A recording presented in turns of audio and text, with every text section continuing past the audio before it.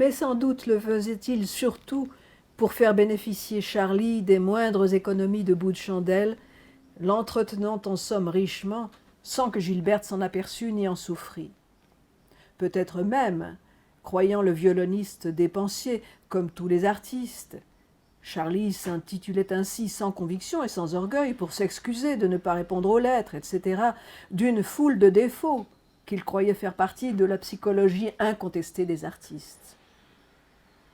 Personnellement, je trouvais absolument indifférent, au point de vue de la morale, qu'on trouvât son plaisir auprès d'un homme ou d'une femme, et trop naturel et humain qu'on le cherchât là où on pouvait le trouver. Si donc Robert n'avait pas été marié, sa liaison avec Charlie n'eût dû me faire aucune peine. Et pourtant, je sentais bien que celle que j'éprouvais eût été aussi vive si Robert était resté célibataire.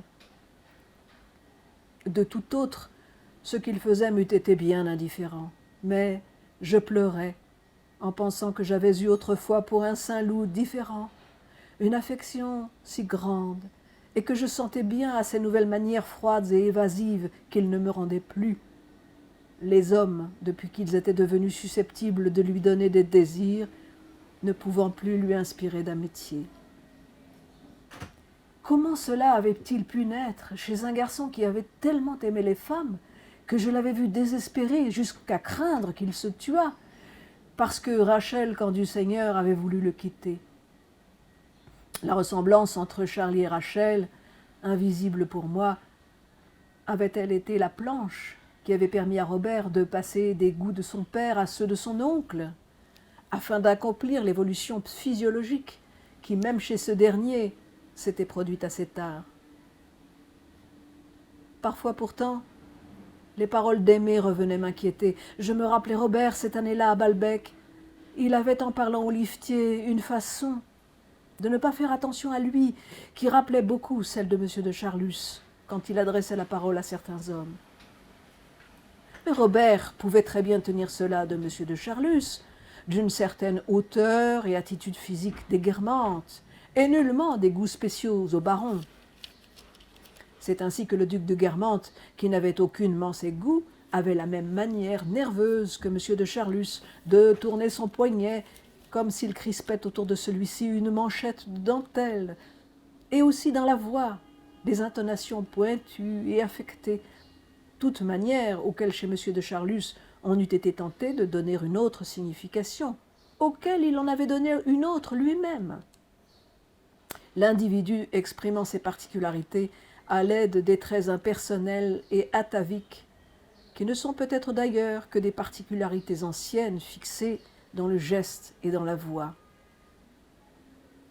Dans cette dernière hypothèse, qui confine à l'histoire naturelle, ce ne serait pas M. de Charlus, qu'on pourrait appeler un Guermantes, affecté d'une tare et l'exprimant en partie à l'aide des traits de la race des Guermantes, mais le duc de Guermantes, qui serait dans une famille pervertie l'être d'exception, que le mal héréditaire a si bien épargné que les stigmates extérieurs qu'il a laissés sur lui y perdent tout sens. Je me rappelais que le premier jour où j'avais aperçu Saint-Loup à Balbec, si blond, d'une matière si précieuse et rare, contourné, faisant voler son monocle devant lui, je lui avais trouvé un air efféminé, qui n'était certes pas l'effet de ce que j'apprenais de lui maintenant, mais de la grâce particulière aux Guermantes, la finesse de cette porcelaine de Saxe en laquelle la duchesse était modelée aussi. Je me rappelais aussi son affection pour moi, sa manière tendre, sentimentale de l'exprimer, et je me disais que cela non plus, qui eût pu tromper quelque autre, signifiait alors tout autre chose, même tout le contraire de ce que j'apprenais aujourd'hui. Mais de quand cela datait-il? Si, de l'année où j'étais retourné à Balbec, comment n'était-il pas venu une seule fois voir le lift? Ne m'avait-il jamais parlé de lui? Et quant à la deuxième année, comment eût-il pu faire attention à lui, passionnément amoureux de Rachel comme il était alors? Cette première année-là, j'avais trouvé Saint-Loup particulier, comme étaient les vraies Guermantes. Or, il était encore plus spécial que je ne l'avais cru. Mais ce dont nous n'avons pas eu l'intuition directe, ce que nous avons appris seulement par d'autres, nous n'avons plus aucun moyen, l'heure est passée, de le faire savoir à notre âme. Ces communications avec le réel sont fermées. Aussi ne pouvons-nous jouir de la découverte. Il est trop tard. Du reste, de toute façon, pour que j'en puisse jouir spirituellement, celle-là me faisait trop de peine. Sans doute, depuis ce que m'avait dit M. de Charlus chez Mme Verdurin à Paris, je ne doutais plus que le cas de Robert ne fût celui d'une foule d'honnêtes gens, et même pris parmi les plus intelligents et les meilleurs.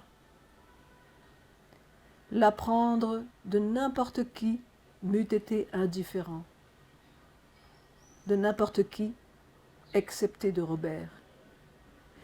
Le doute que me laissaient les paroles d'Aimée ternissait toute notre amitié de Balbec et de Doncières, et bien que je ne crusse pas à l'amitié, ni en avoir jamais véritablement éprouvé pour Robert, en repensant à ces histoires du lift et du restaurant, où j'avais déjeuné avec Saint-Loup et Rachel, j'étais obligée de faire un effort pour ne pas pleurer.